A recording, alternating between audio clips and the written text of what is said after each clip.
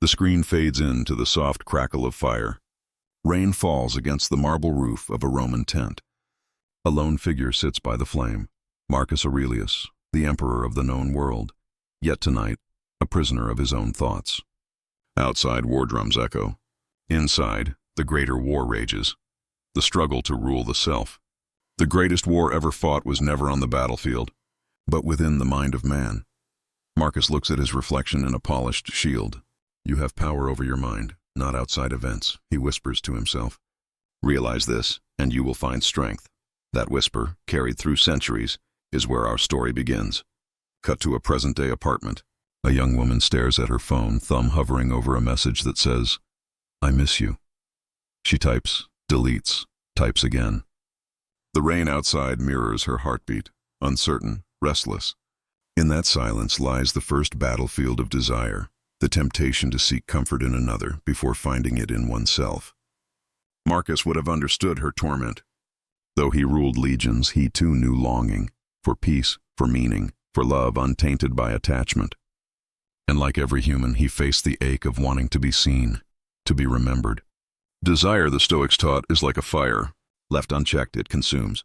Disciplined, it illuminates. Seneca once wrote, We suffer more often in imagination than in reality.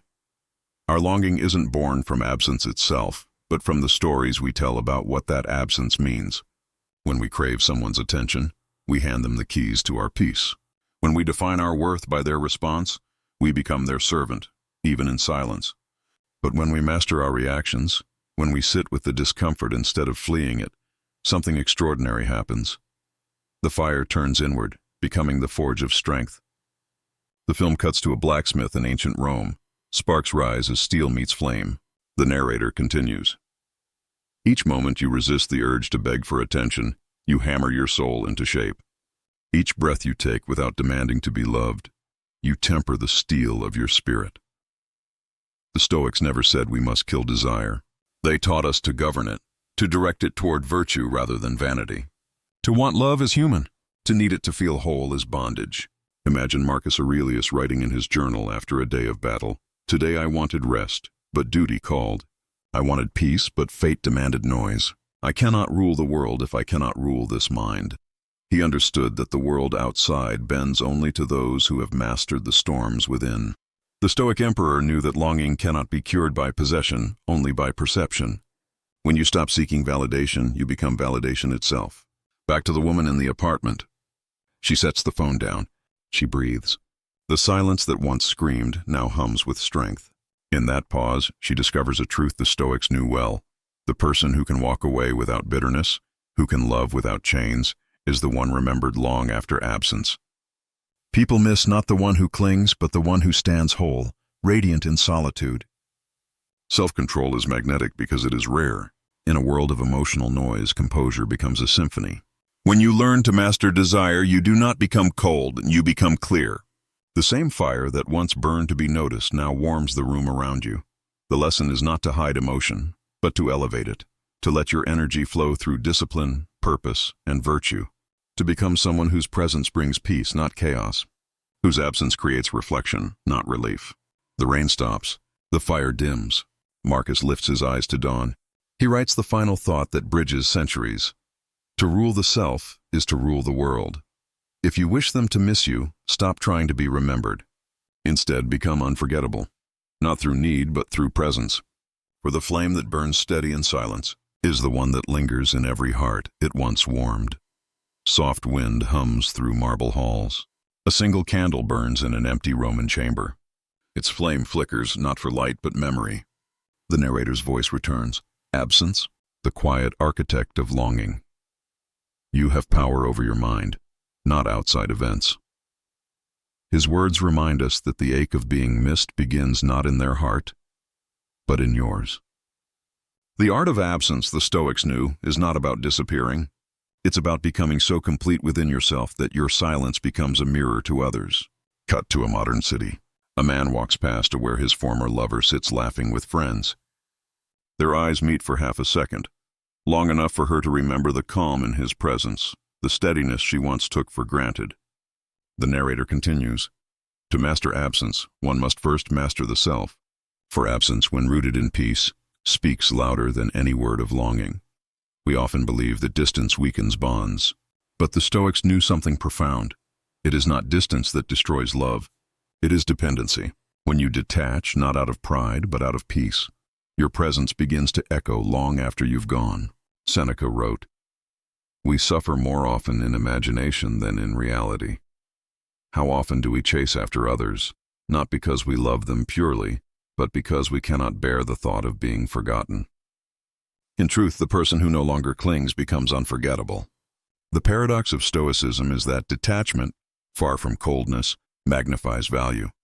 When you stop seeking to be needed, you transform your energy from demand into magnetism. Aurelius taught, "Let not your tranquility depend on what others do or say. It is in this independence that beauty blooms." When you can be at peace in solitude, your silence begins to sing. A Roman courtyard, vines left untended, the fountain dry. Weeks pass. Then rain returns. The plants rise again, stronger, rooted deeper in the earth. Absence, the narrator says, is not death. It is the space where meaning breathes again. The Stoics believed that true connection cannot exist without distance, for only when something is gone can we measure its depth. Absence is the crucible where affection is tested and dependency is burned away. A woman sits in her apartment after a breakup. At first, silence feels unbearable. She wants to call, to explain, to fix. But slowly the quiet begins to change her. She starts reading again, exercising, living. Her mind clears. Her heart steadies. And somewhere else, he begins to wonder, not because she begged for attention, but because her absence became radiant. To withdraw with grace is not to vanish. It is to let your energy linger without need. The greatest proof of your worth, the narrator says, is not how loudly you're remembered, but how deeply you're felt in silence. Stoicism doesn't teach us to stop caring. It teaches us to care correctly, to love without losing balance, to give without becoming enslaved by the outcome. When you no longer crave attention, you free others to miss you naturally. Your composure becomes your magnet. Your silence becomes your song. Epictetus once said, "If you wish to improve, be content to be thought foolish and stupid." In relationships, this means accepting that you may be misunderstood, that your stillness may be mistaken for indifference. But in truth, stillness is power disguised as calm. Absence becomes art when it is born of wisdom, not resentment. As dawn breaks over the Tiber River, Marcus Aurelius stands at the edge of his camp, watching mist roll over the fields. Those who have learned to be alone command the hearts of men, because in every soul there is a yearning for peace, and when someone embodies it, their presence becomes irreplaceable. The camera fades back to the modern day. The woman now walks alone by the sea, smiling, whole, quiet, radiant. In her silence, the world begins to notice. The narrator's voice lowers to a whisper. You cannot make them miss you by chasing them. You make them miss you by becoming someone who does not chase. When your absence is filled with purpose, when your detachment comes from peace, your presence becomes sacred. To disappear beautifully is to teach others the value of your light. The art of absence, the voice concludes, is the art of presence perfected.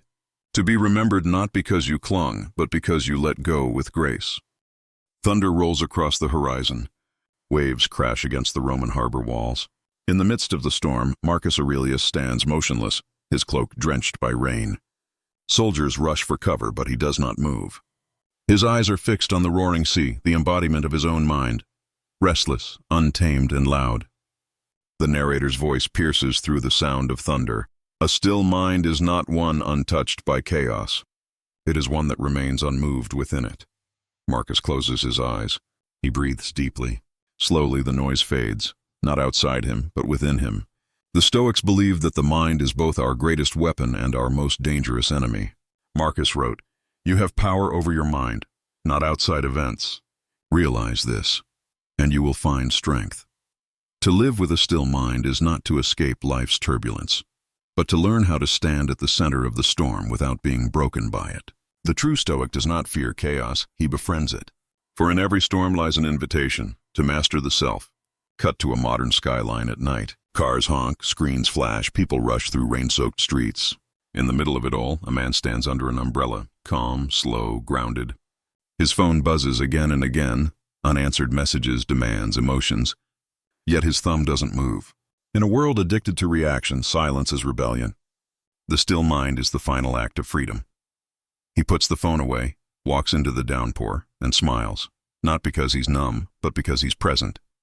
Seneca warned, "He who is brave is free."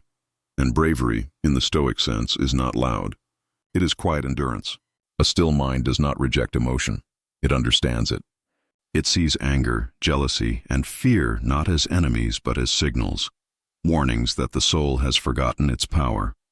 The Stoics practiced a mental art called the premeditation of adversity. Each morning they imagined the worst: loss, pain, betrayal. Not to darken the day, but to train the spirit to remain calm when the storm inevitably arrived. Today I shall meet interference, ingratitude, arrogance, deceit, disloyalty. Yet none of these can harm me, for I have chosen my response before the battle begins. The scene returns to Marcus. The storm has passed. The sea, once violent, now reflects the sky, still, clear, unbroken. The mind too can become like this, undisturbed, then calm again. The waves will rise, but they will not last. Only the depth remains. The reflection of Marcus on the water fades into a modern reflection. The man in the city, gazing at himself in a window, peaceful amid flashing lights. Epictetus said, "No man is free who is not master of himself. Stillness is not withdrawal, it is power refined." The Stoic doesn't escape emotion. He observes it until it obeys. Imagine the mind as a horse. Most are dragged by it through the mud of reaction, anger, panic, impulse. But the Stoic holds the reins. He rides his thoughts with direction and discipline. The still mind becomes magnetic. Others feel it in your presence. Your energy no longer bends to theirs. You stop absorbing chaos, you radiate calm, and soon the same people who once caused your turmoil are drawn to your peace. A woman receives a cruel message from someone she once loved. Instead of reacting, she breathes. She does not fight the emotion. She lets it pass through. Hours later, she replies not with anger, but with grace. No insult, no defense, only calm truth. That stillness unsettles the other person more than fury ever could. Because stillness cannot be manipulated. It is untouchable. To hold peace when provoked is to stand where no weapon can reach you. Marcus walks through the quiet camp. Soldiers whisper about the emperor who never loses his temper. He is not without emotion, he simply knows its place. He pauses under a torchlight and writes, "Nowhere can man find a quieter or more untroubled retreat than in his own soul." Cut to the modern man again, home, alone, sitting by his window as the city sleeps. He closes his eyes. The same silence fills both men, separated by centuries but bound by wisdom. When you learn to be still, you stop chasing peace, because you become it. The chaos does not end, but it bows before your calm. To make others miss you, to command respect, to walk through life with quiet strength, you must first master your inner weather. For when your mind becomes unshakable, the world itself bends to your serenity. Marcus gazes at the sunrise over the sea. Peace is not the absence of noise. It is the presence of control. The scene opens in the dim light of dawn. Marcus Aurelius stands alone in a marble courtyard, watching two doves circle above the columns. Their movements are synchronized, free, yet bound by invisible rhythm. His voice, deep and reflective, fills the silence. To love without clinging, to care without possession, this is the highest form of strength. Can one love deeply, without needing to own? The Stoics taught that love, like all emotions, must be guided by reason, not suppressed, but purified. Seneca once wrote, "He who is brave is free. To be free, one must love without chains, for what binds us most tightly are not others, but our expectations of them." Love becomes suffering when it is born from lack. But love becomes divine when it flows from fullness. Attachment says, "I need you to be happy." Love says, "I am happy, and I choose to share it with you." The first imprisons. The second liberates. A cinematic reenactment begins. A Roman general, devoted and noble, returns from war. He finds his beloved distant, her heart uncertain. Desperate, he clings to her letters, replaying her words in his mind. His peace depends on her reply. One night, Marcus visits him. The general confesses, "I cannot sleep, my emperor. My heart is chained to her silence." "Then you have given her the keys to your kingdom. Reclaim them, and your heart will know peace again." The general looks down. "But if I stop loving her, what will remain of me?" Marcus replies, "Love will remain, but it will no longer rule you. It will serve you. Cut to the present. A woman scrolls through old messages, her fingers trembling with nostalgia. She wants to text him, not out of love but fear. Fear of being forgotten. We do not fear losing people. We fear losing the reflection of ourselves we once saw in their eyes. She places her phone down, exhales, and looks at her reflection in the mirror.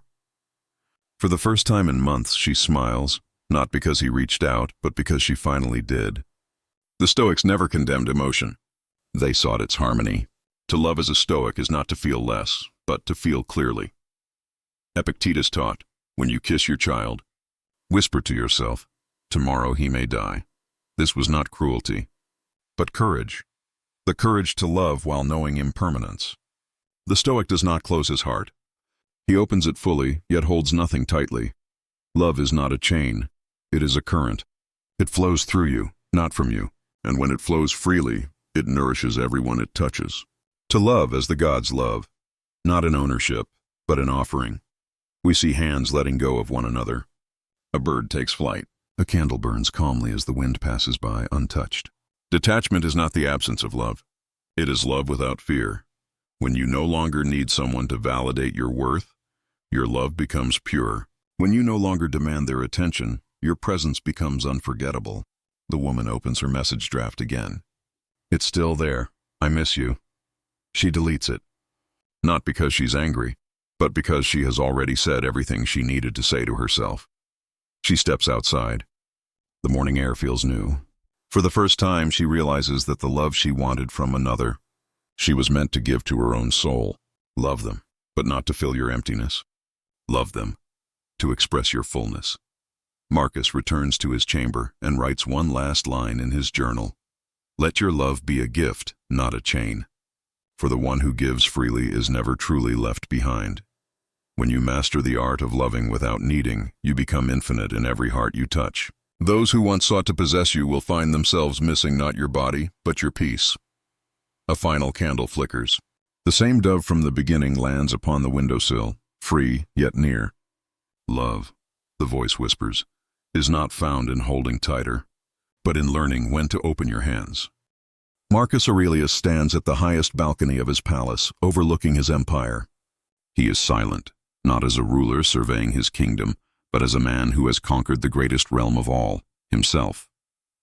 In the end, greatness is not in what you rule, but in what you restrain. Not in the battles you win, but in the peace you keep within.